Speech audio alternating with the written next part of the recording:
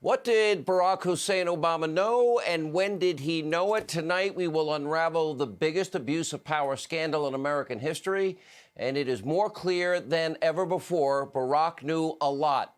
How much? We're going to dig deep tonight. Also, how involved was the former president in deep state spying, Russian disinformation, prosecutorial misconduct, unmasking, weaponizing intelligence? All roads now lead right into his Oval Office. And breaking just moments ago, acting DNI Director Rick Grinnell is now seeking to declassify any Obama officials involved in the illegal unmasking of General Flynn. We will explain. This is a huge development. Also, Chuck Todd, he got caught red-handed manufacturing fake news. Shocker. Humpty Dumpty, fake news. CNN is having a meltdown, and the Communist Party of China is trying to steal our COVID-19 vaccine research. And a 300% jump in sidewalk homeless camps in San Francisco is now causing a massive outbreak. Nancy, maybe you could bring some ice cream or build a homeless shelter with all your rich friends and your multi-million-dollar mansions in your gated community. But we begin tonight with our top story, and that is President Trump is calling it Obamagate. Now, Flynn attorney Sidney Powell is accusing the former president of participating in a plot to frame General Flynn. And tonight, huge news. Acting DNI Director Rick Grinnell is now vowing to declassify the names of any Obama official involved in the unmasking of Lieutenant General Flynn during his foreign surveillance. This is a huge development. Now, keep in mind, the Obama administration has long been accused of improperly unmasking Flynn and others in order to gain a backdoor to spy first on the Trump campaign, then his transition team, and then later his presidency. Deep into his presidency, as A.G. Barr has said. Now, this comes as newly released interview transcripts from the Intel committee that the congenital liar Schiff was hiding show that Obama had an unusual interest in the case against Lieutenant General Flynn. Now, by January 4th, remember, 2017, is only a mere 16 days before the president is inaugurated. The FBI's Russia collusion investigation, they found zero derogatory material on Lieutenant General Flynn. His case was all but closed until FBI leadership, in a panic, demanded that they reopen it. And on the very next day, January 5th, 2017, then President Obama held a meeting with all of his top intel and security officials. That would be Clapper, Brennan, Comey, Rice, Yates, Biden, and others. And after the meeting in the Oval Office, he then pulled both FBI Director James Comey and the Deputy Attorney General Sally Yates aside for the purpose of discussing Flynn. Now we know from the testimony released late last week that Sally Yates testified she was shocked to learn that Obama had complete intimate knowledge of Flynn's wiretap phone calls. I'd say illegally, probably. On January 20th, 2017, in the final hours of the Obama administration, remember, National Security Advisor Susan Rice, remember, she went back. She sent herself a very unusual email. In what is a blatant CYA maneuver, she referenced the president's January 5th meeting in the Oval Office. This is on January 20th, 15 days later, and said that Obama said he wanted all the investigations to be done by the book. Said it 15 days ago. Why are you writing this on Trump's inauguration day? Why is Susan Rice memorializing a meeting about Flynn in the Oval Office? Do everything by the book, Obama said. Can it be any more obvious that the person that lied on 5 Sunday shows about Benghazi was scared to death that Obama's plotting and scheming would soon be exposed? Now, in the days and weeks to come, Comey's FBI took unusual, aggressive, and frankly unethical measures to persecute General Flynn, 33-year vet, knowing he was an innocent man. Comey, McCabe, Strzok ambushed General Flynn at the White House on day 4 of the new administration. By the way, he called over to the deputy FBI director, McCabe, and McCabe, he advised General Flynn that he did not need a lawyer present. He knew better. They significantly altered his original 302. We now, as of late last week, have that evidence. And then they turned the screws on General Flynn. They threatened him with years behind bars. They threatened to lock up his son. Legal bills had already forced this guy at one point to go bankrupt. He lost his family home, all over a simple process crime that they concluded never took place. And yet, by the way, former President Obama is still out for blood. Now, the interesting thing is both Susan Rice and Samantha Power said, oh, yeah, they were speaking with their counterparts before they entered the Obama White House, the very thing they were complaining General Flynn did. Now, an audio obtained by Yahoo News, well, a very sanctimonious, self-righteous, angry Barack Obama is downright apoplectic that Flynn won't likely be spending years behind bars as a convicted felon. We'll explain his hypocrisy and double standard in a second, but first, listen to this. The fact that there is no precedent that anybody can find for someone who's been charged with perjury just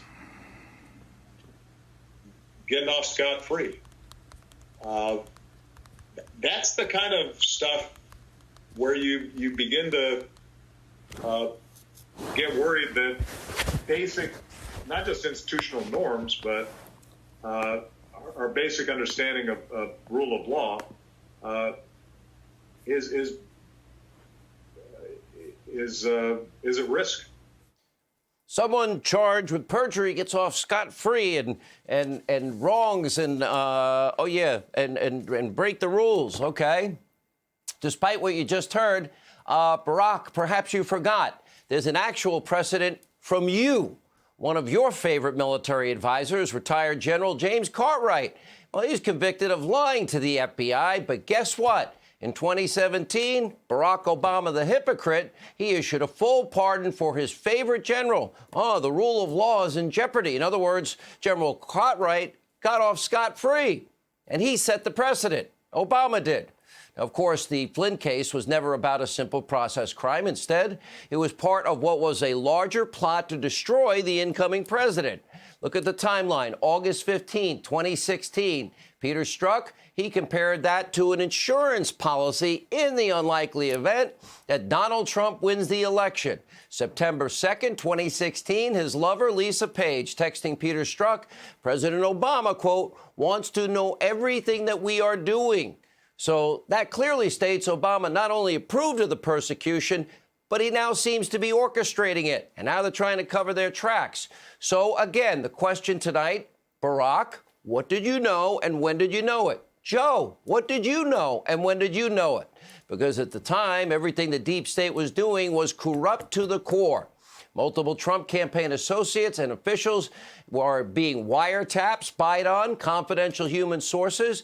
They lied to obtain FISA warrants. They took away Carter Page's, civil liberties, constitutional rights. He was the subject of 4 fraudulent FISA applications, 1 year of his life, that relied on what? Hillary's dirty Russian disinformation dossier, which apparently we now know from Podesta's testimony that they knew was from Russia. Now, Comey's FBI knew the material was unverifiable garbage, and it was bought and paid for by the Clinton campaign. They were warned repeatedly before the first FISA application. Don't trust Steele. Hillary paid for it, and it's unverified. And according to newly released transcripts from Podesta, even Hillary Clinton knew full well her campaign was paying someone to dig up Russian dirt on Donald Trump.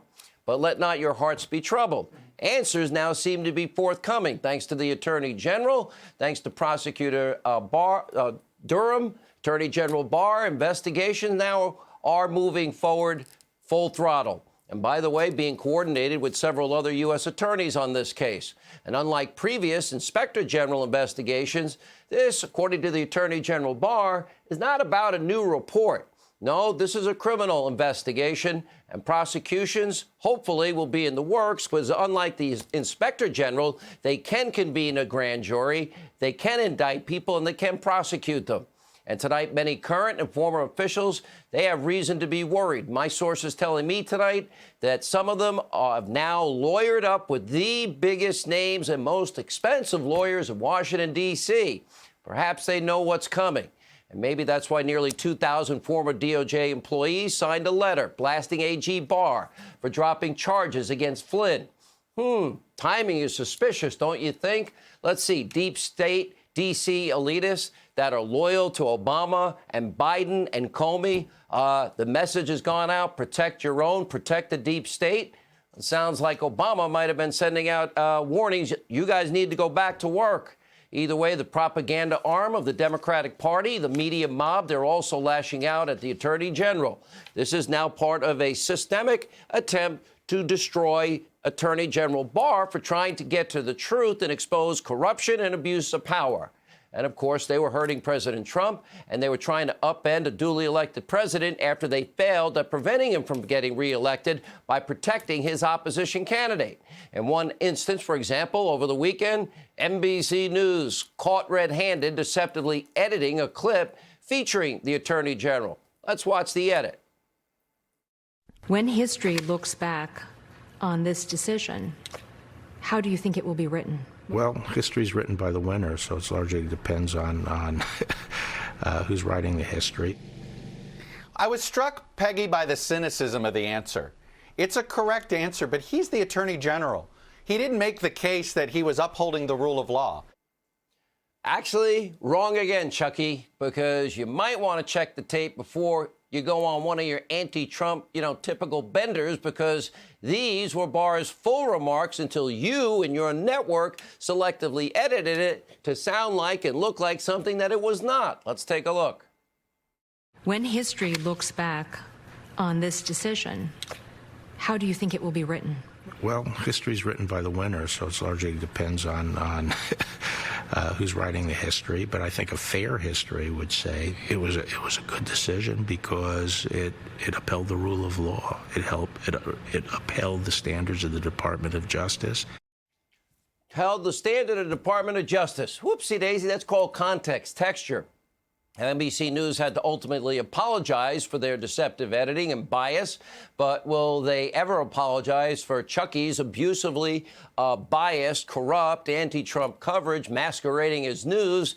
Chuck, you're no Tim Russert. I won't hold my breath. Here are just a few examples. Do you think there is blood on the president's hands, considering the slow response? Show me a person who believes in Noah's Ark, and I will show you a Trump voter. Look, this gets at something, Dean, that my executive producer likes to say is, hey, voters want to be lied to.